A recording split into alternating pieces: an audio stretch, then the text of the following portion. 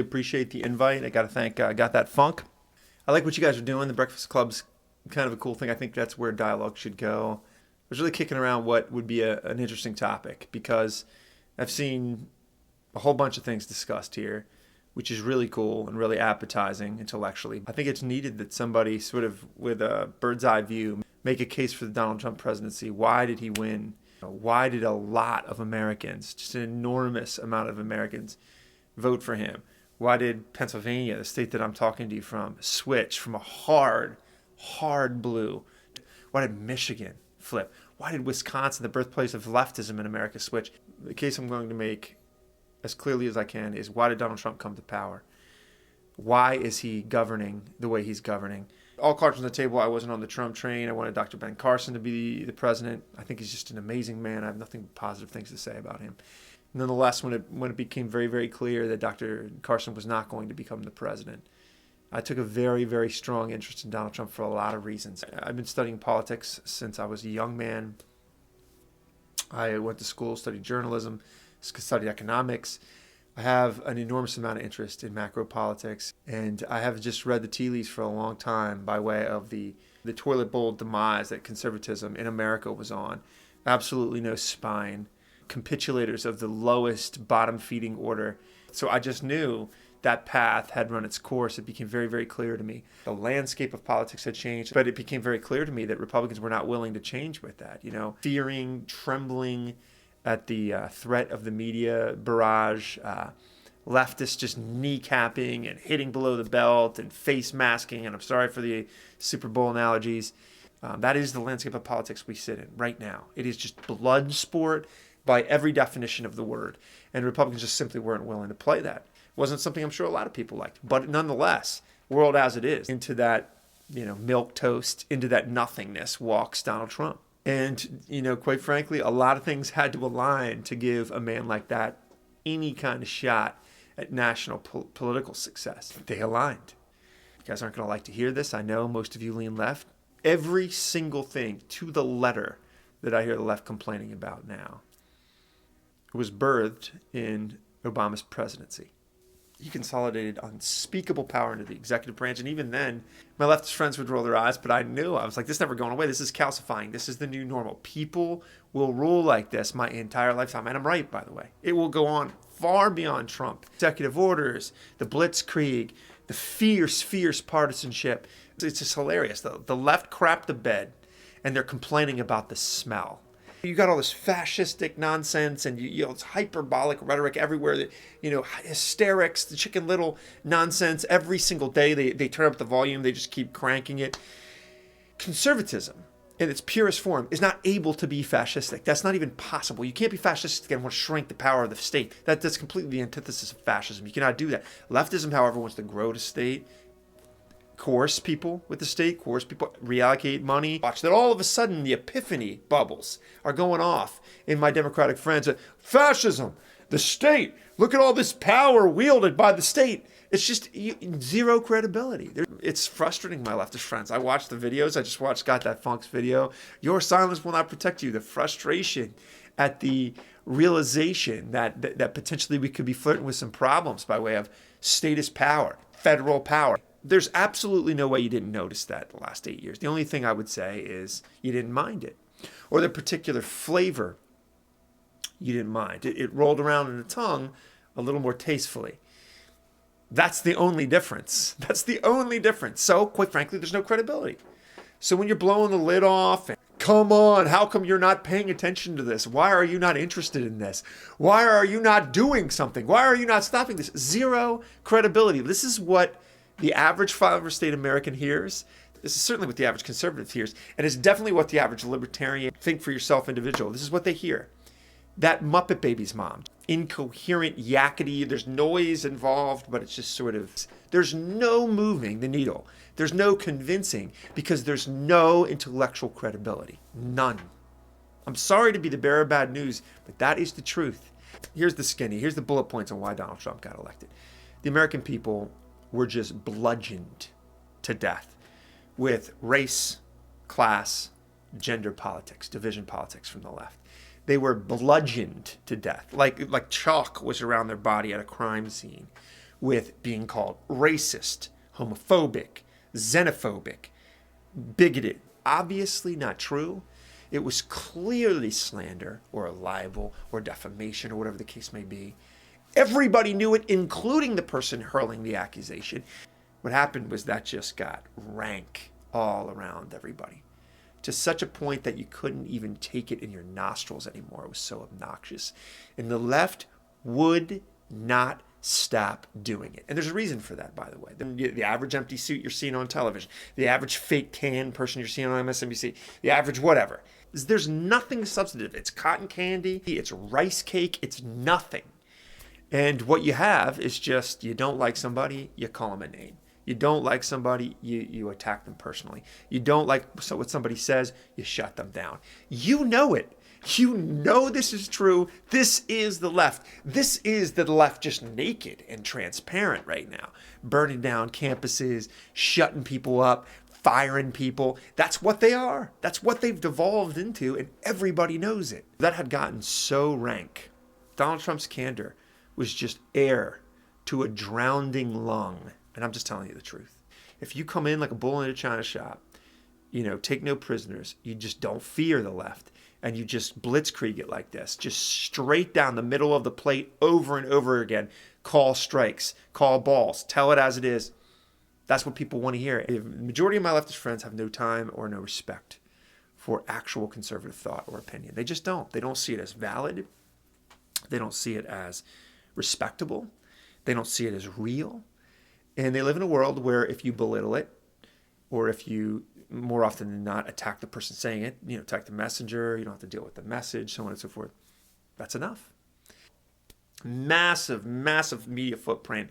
Leftist. You hear this Fox News and talk radio. It's a blip. It's a blip. If you were to sprawl them all out, if you were to spread them all out before your eyes, it would be shocking, the imbalance. People know that. K through 12 education, blanket leftism. College education, in 2017, college education, you can literally be physically assaulted as a conservative. So long story short, they haven't had to defend anything. They had the race, they had the class, they had the gender nonsense. That's all they seemed to need. They were winning the culture war, and they certainly were. They just rested on their laurels. And that's what happened. Donald Trump comes in, right off the hip, 6-shooter blazing, boom, boom, boom, boom. It's as if the scales came off the eyes of everybody, and the left was revealed to be the paper tiger or the paper dragon that they actually are. And he just tore right through them like tissue paper. First, he did it to the establishment hacks on the right. And then he just ate Hillary Clinton's lunch in the minds of flyover state America, actual America, dirt on your fingernails America, real America. I'm not talking about California. God only knows what's happening to those crazy lunatics. And I'm not talking about New York and the Upper East Side. I'm talking about meat and potatoes America. I'm talking about put on a hard hat America. I'm talking about get some coal or some fuel out of the ground America. That's what happened. From the unions turning their back on the Democratic Party, to the average grandma, to the average family, to the average just normal Democrat. And the American people cared about their pocketbook. They cared about the disaster that Obamacare was wreaking on the health of their family. They cared about their jobs. They cared about the infrastructure they saw just crumbling before their eyes. They cared about the school devastated by K through 12 Democrat Party leftist ideas. They cared about these things. Nobody was paying attention to it because Democrats were pounding the drum, the redundancy drum. Race, class, gender, race, class, gender. If it didn't fit one of those trifectas, if it didn't fit the trinity of leftism, race, what pigment is in your skin, that's the most important thing. Class, how much coin do you make? And if you make too much or do you make too little, can we condescend? Can we attack? And then, what kind of genitalia do you have, or what kind of genitalia do you think you have? Let's open up this Pandora's box. It didn't matter to the electorate nearly as much as they thought. And it bit them in the electoral butt. That's just true. Now, pre-election, Hillary Clinton, the left at large, their strategy was call somebody a racist, call somebody a bigot, say they don't like gays, say they don't like women, say they don't like whatever. It didn't work. We live in a republic. They lost the election. Clearly, not only did they lose the election, but they lost 3 firm Democrat states. I know there's all this popular vote nonsense, and then the left sort of rubbing massage oil on their wounds with that. We live in a republic. Not only did Donald Trump win, Donald Trump changed the electoral map, probably for a long time. It was devastating. And if you actually dig a little bit deeper into the numbers, the Republican Party won everything from governors to dog catcher. I mean, it was a complete bloodbath of an election. So the Democrat Party did not present solutions to real people's problems. So pre-election, it was race, class, call everybody a name. If you don't like them, attack them personally. If that doesn't work, call them a racist. Tell them they don't pay women enough. They don't, whatever. Election's a bloodbath. Post-election, to everybody's bewilderment, zero self-correction, zero self-analysis. Just double down like a gambling addict at a blackjack table. Call people racist louder. Tell them they hate women with more gusto. Burn your own cities with more signs. Not going to work. And this is going to be very difficult to hear. It is just pushing power, pushing legitimacy, and pushing American support into the warm embrace of Donald Trump.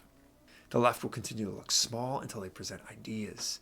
Hysteria only cuts the knees out of legitimacy. I mean, everybody knows that things are not the way they should be, and they got to remedy this. And no matter what kind of ridiculous heinousness they have to do, be it violence or shutting people down or whatever the case may be, they're noble. You know what I mean? They are righteous. They define the new morality that we all live in. Convinced themselves, it appears, that conservative opinions, conservative ideology, conservative solutions, actual conservative ways of governance are just so unthinkable, so illegitimate. It's treason. It's unthinkable to them that these ideas be implemented. And in lies the rub, because they're being implemented. They're going to continue to be implemented. And from the pace of this guy, I mean, it is Patton's tanks running right over leftism in America. Because the left is already throwing everything but the kitchen sink at the guy. Hasn't made a dent. If I'm invited back, I'll indulge specific ideas or specific policy, or I'll gladly defend various branches on the ideological tree. You got to take these things seriously. Half of the things that are passing for left-wing commentary on television, what it all boils down to is he's guilty of not being a leftist. He's guilty of not adhering to leftism. He's guilty of not administering leftist ideas. He's guilty of not doing things like bureaucrats do them. He's guilty of not doing things like establishment hacks have done them. It's fascinating that is repeatedly the accusation thrown at him, to which America is just in one accord, standing up and just applauding. That's exactly what the American people voted for. That's exactly what they want. Can you believe this guy? He knows nothing about Washington. This is not how it's done. Just delusional detachment from the world we're living in, the circumstances that we're facing, the reality that's before them, the reality of election and election after election, where the American people are pushing back on leftism. Let's mock more cleverly. Let's undermine middle America, but let's do it in a fresh way now. Let's have another celebrity self-congratulation fest where we all get dressed up and demagogue on soapboxes of hollow, wisdomless reverb on our voice as we lecture middle America on not being righteous enough. It's just remarkable to me, and remarkable to millions of people paying attention, that this is the strategy. Correct me if I'm wrong, and I'm sure you will. But the only conclusion one can draw, if looking at this with a sober mind, is the reason it's second verse, same as the first. The reason it's the same. The bank account must be spent. There must not be reinforcements. There must be nothing else there. I spent my time in this video just really laying out like what a conservative-minded Trump supporter is actually thinking when they see this sort of tsunami of emotional indulgence and self-righteousness. But when I talk to my liberal friends, I mean, you can see they have genuine concerns, and that's fine. It's not coming off like that. Democrat Party needs to stop calling everybody a white supremacist. All it is an aberration fiction in their boogeyman closet. It's total nonsense. They need to stop with the race baiting. They need to stop with the class warfare. They need to stop focusing on everybody's genitalia. It's a difficult thing to find a Democrat, let alone a leftist, that will sit down with you and not villainize you, not call you horrible names, not genuinely see you as like subhuman simply because you're not them. The left needs to shake free of this self-locked cage or they're going down. because people are done with that. They're just done with it. And that's why Donald Trump is in the White House. Do my best to engage you in the comment section. And if given an opportunity, I'll do my best to address some concerns or questions or queries, if you will, in a follow-up video. Thanks again, Got That Funk, for having me on. I know he's going to take shrapnel for this. Really appreciate what you guys are doing. I think it's the right avenue. Take it easy.